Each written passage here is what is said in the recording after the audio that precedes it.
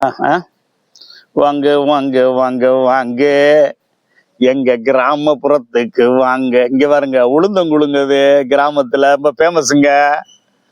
பாருங்க என் தம்பி வீட்டுல இருந்து செஞ்சு இங்க வந்திருக்கு எங்களுக்கு. நீங்க மிச்சம் இப்பதான் சாப்பிடுறேன். இந்த புஜியை பாருங்க. இந்த புஜி என்னோட ஃப்ரெண்ட சிறந்த நண்பருங்க. புஜியை பாரு புஜி, கூப்பிடுங்க கூப்பிடுச்சி கூப்பிடு சிவா. புஜி பாத்தீங்களா, எங்க போனாலும் கரெக்டா வந்துருவாங்க. அவங்களுக்கு கொடுக்காம சாப்பிட்றேன், அவங்களுக்கு கொஞ்சம் கொடுத்துட்றேன்.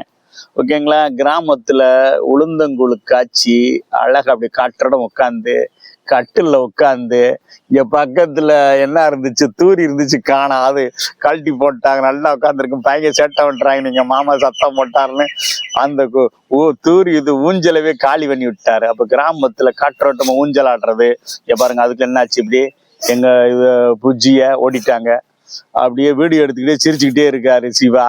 இப்ப நம்ம வீடியோ எடுக்கிறதுல சிரிப்பா இருக்குதா. நீங்களும் சிரிங்க சிரிங்க.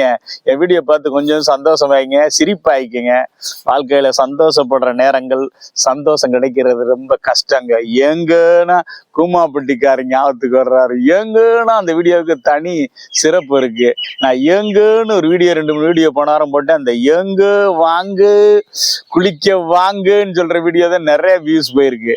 அப்ப எங்கன்னு சொல்றதுலயே கூமாப்பட்டி உலக அளவில் கொண்டு இருக்காரு பாருங்க அந்த தங்கப்பாண்டி. ஸ்கூல்ல படிக்கிற பசங்க கூட எங்க என்னங்க கூமாப்பட்டிக்கு வாங்கன்னு சொல்றாங்க. ஓகேங்களா.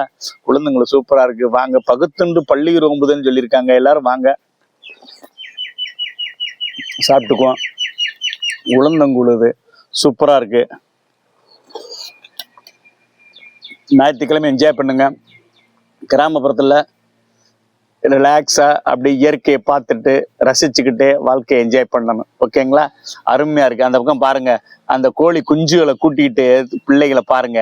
பிள்ளைகளை வளர்க்கறதுக்கு என்ன கஷ்டப்பட்டு கூட்டி கொண்டு அழகா அப்படி எந்த நேரம் பார்த்தாலும் அப்படியே சுறுசுறுப்பா இருக்கும் அந்த கோழி.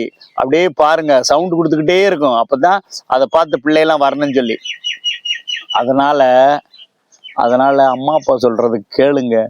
கேட்டு அதுபடி நடந்துக்கிட்டீங்கன்னு வச்சுங்க, வாழ்க்கையில ஜெயிச்சு போயிடலாம். வாழ்க்கையே ஒரு சந்தோஷமா நினைச்ச மாதிரி வாழணும்னா ஹார்ட் ஒர்க் பண்ணணும். ஹார்ட் ஒர்க் பண்ணாதான் ஜெயிக்க முடியும். பிள்ளைங்களா இருந்தா, படிக்கிற பிள்ளைங்களா இருந்தா படிங்க, நல்லா படிச்சு ஆடே பண்ணுங்க. நிறைய பேர் பசங்களை பாக்குறேன், ஞாயிற்றுக்கிழமை ஆச்சுன்னா பேட்டை தூக்கிட்டு விளையாட போறாங்க. அதுவும் ஓகே தான், எந்த கான்ஸ் இல்லாம ஒரு விளையாடணும்னு சொல்லி போறாங்கல்ல, ரொம்ப அதுவும் பெரிய நல்ல பழக்க வழக்கம் தான். கிராமப்புறத்துல எங்க பார்த்தாலும் கிரவுண்டு எல்லாம் இப்ப என்ன ஆகி போச்சுன்னா பிளாட்டை போட்டாங்க. விளையாடுற கூட இடம் இல்லை. பார்த்தீங்களா, விளையாடுறதுக்கு இடம் இல்லை. எங்கே பார்த்தாலும் பெரிய லெவல்லு அந்த நெட்டுக்கு பேர் என்ன, அந்த ஒரு கிரவுண்டு போட்டிருக்காங்களே அந்த கிரவுண்டு, அந்த அந்த கிரவுண்டெல்லாம் வாடகைக்கு எடுத்து விளையாடுறாங்க பசங்களை.